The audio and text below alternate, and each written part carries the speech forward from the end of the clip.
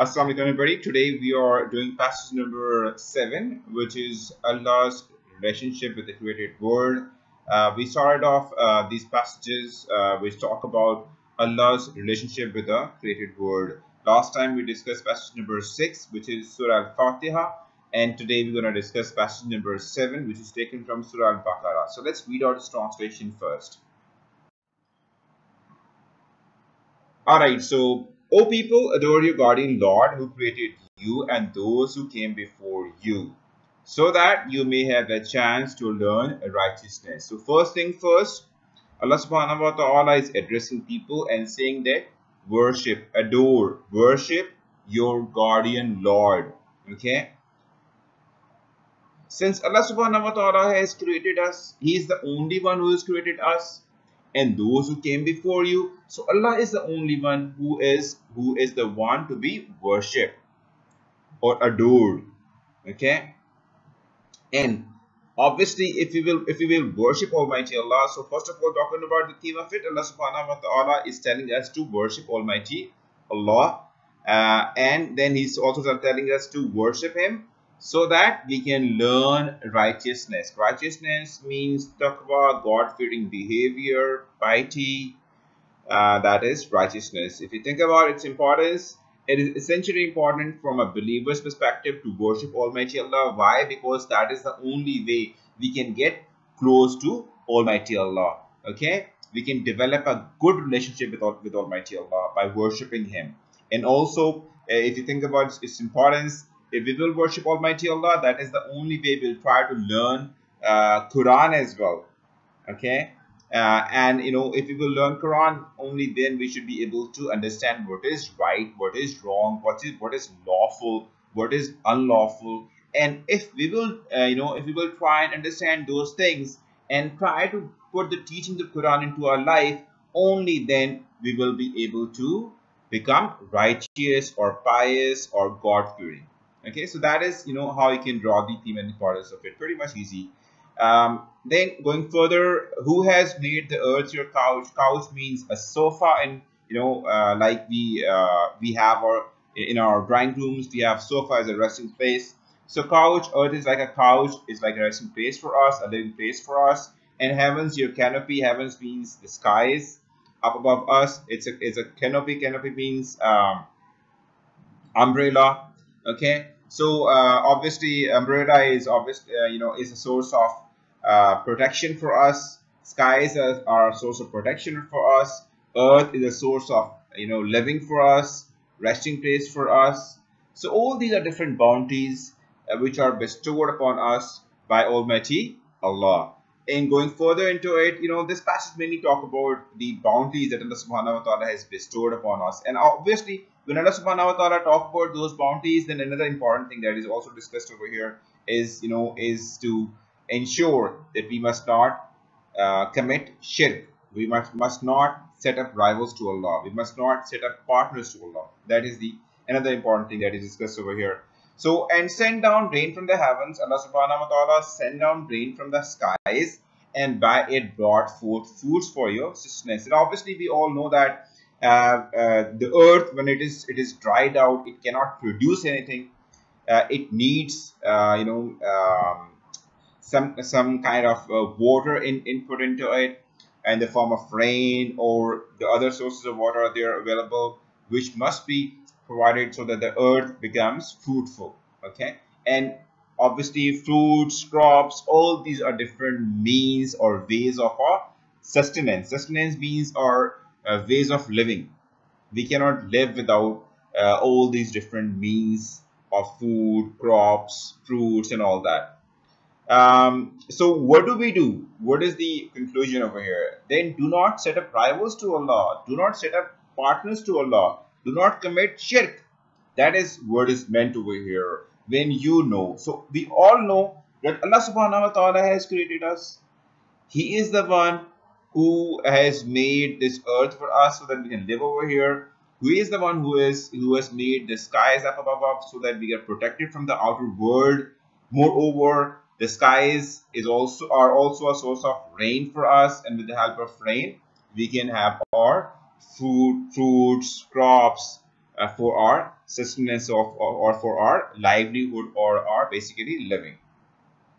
So that's basically pretty much all about its theme and importance. I'm gonna be going through the theme and importance that I've written for you guys, so that you have a more clearer understanding of this specific passage. So let's go ahead and read out the theme of this passage. Theme of this passage is God's relationship with the created world. This passage talks about two major aspects of our Muslim belief. And which are those aspects? One is Tawhid, oneness of Allah, and the other is Taqwa. Taqwa, as I mentioned before, God-fearing behavior, God-fearing attitude. Okay, the word used for Taqwa is piety, righteousness. Okay, Allah subhanahu wa ta'ala has mentioned about Tawheed in so many places in the Holy Quran.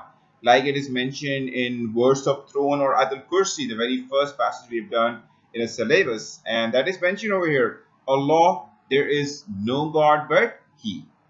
Okay. So adoration, worship, similar terms of Allah are the means of righteousness and piety. Allah has mentioned His favors upon human being in the form of providing earth as a living or resting place and skies as a roof. Allah sends down rain from skies so that earth comes back to life and grows fruits and other food crops for the sustenance of mankind, for the living of mankind. Okay. Now, all this is happening by the command of our Lord Allah, who is the sustainer of the whole universe. Okay. Now, worshipping others besides Allah is shirk, or setting rivals to Allah, which is condemned over here. Okay. Let's read out the importance as well. Now, this passage is of great importance for Muslims. Why? Because worshipping Allah can bring a believer close to Almighty Allah. Okay, as we all know, if we will say prayer regularly, if we worship Almighty Allah on a regular basis, there's so many different ways of worshiping Almighty Allah. So if we will perform all those things, only then we'll have a more chance of getting closer to Almighty Allah and earn His blessings. Okay, and obviously, if you will worship Allah, you will get the reward of that. In the form of tranquility, ease, relaxation in this very world, and obviously the reward of the hereafter is everlasting. So you can actually draw the importance there. The importance of a passage cannot be limited to a few words. There are so many different important things you can easily understand or draw from a passage itself with your own with your own common sense. Now, this will also encourage a believer to learn Quran in order to find out the lawful and unlawful things. And obviously, we don't have any other resource besides Quran and Sunnah to understand what is lawful in Islam, what is unlawful in Islam. Okay, what is right, what is wrong.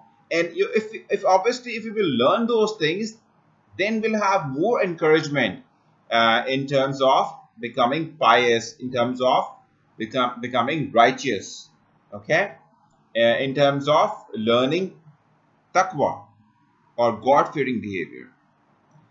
Now, since Allah subhanahu wa ta'ala has bestowed upon us so many bounties like earth as a living place, skies as a canopy and as a source of rain, with the help of rain, growth of fruits, crops, so many things. So, as a response to that, a believer should always be thankful towards Almighty. Let's see how easy it is to draw the importance as well from the theme itself or from the passage itself.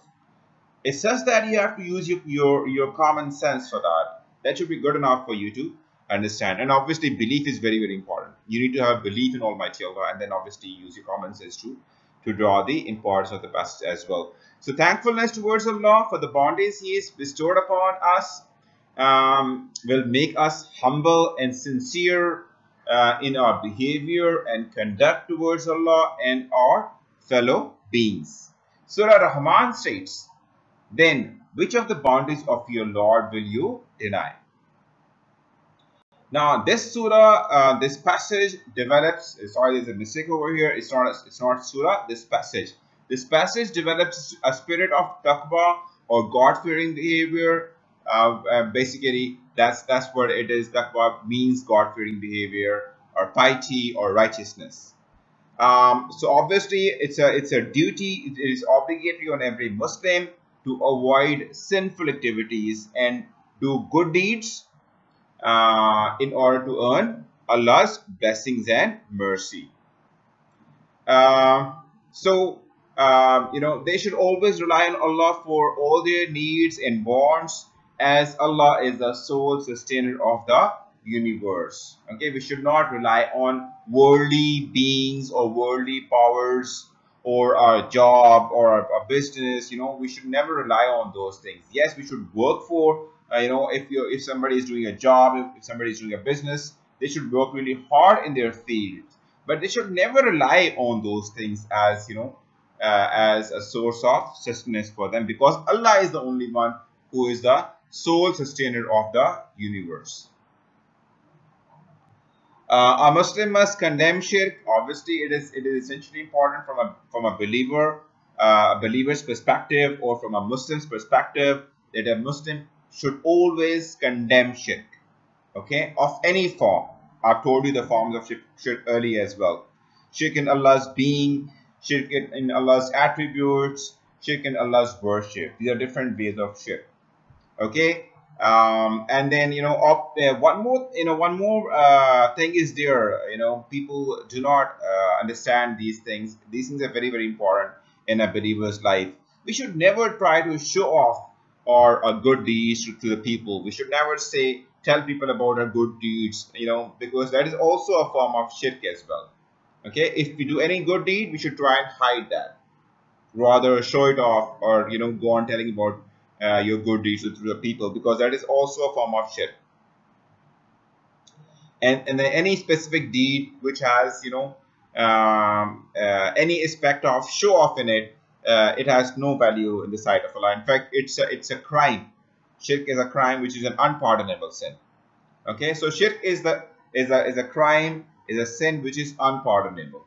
Okay, so that's pretty much all about the theme and importance of this passage. If you have any queries, any questions regarding this passage in terms of its importance, in terms of its theme, in terms of its understanding, you can always put up your questions in the comments.